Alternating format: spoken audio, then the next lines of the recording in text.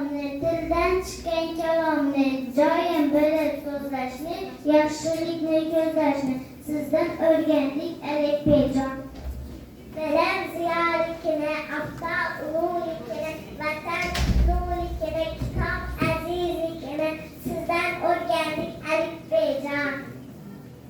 Men hər yaş bolamam, qalbi quyosh bolamam, kitobdagi she'rlarni o'zim o'qiy olaman, o'qishni va yozishni sizdan o'rgandik alifbejon.